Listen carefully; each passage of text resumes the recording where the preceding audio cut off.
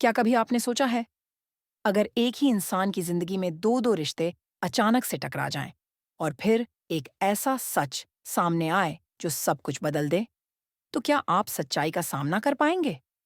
कहानी शुरू होती है एक शांत सुबह से।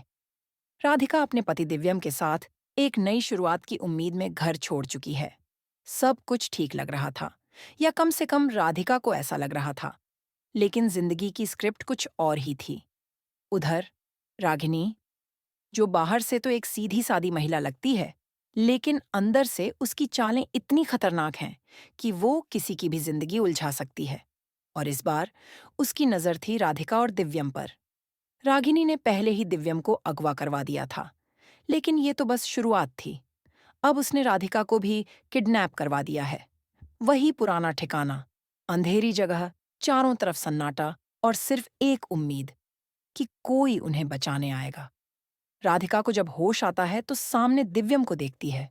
दोनों की आंखों में आंसू, लेकिन होठों पर एक ही सवाल, अब क्या होगा? राधिका ने हार नहीं मानी। उसने रागिनी से साफ साफ सवाल किया, हमें बताओ, हमारे असली पति कहाँ हैं? दिव्यम जी कहाँ हैं?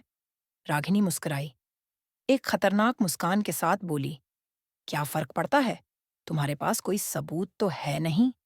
लेकिन राधिका भी अब डरने वाली नहीं थी।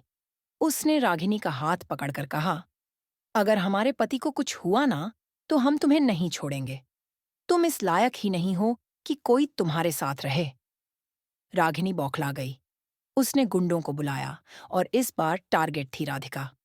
घर लौटने से पहले ही उसे उठा लिया गया और फिर से उसी जगह पहुंचा दिया गया जहां पहले से दिव्यम कैद था।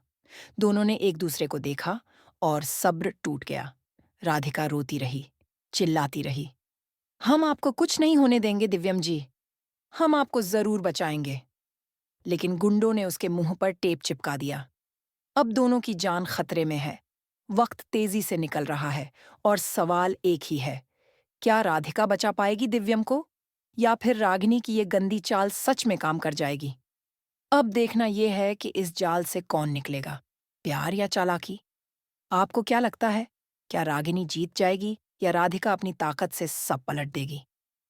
कमेंट करके जरूर बताएं। With that said, thanks for watching and until next time.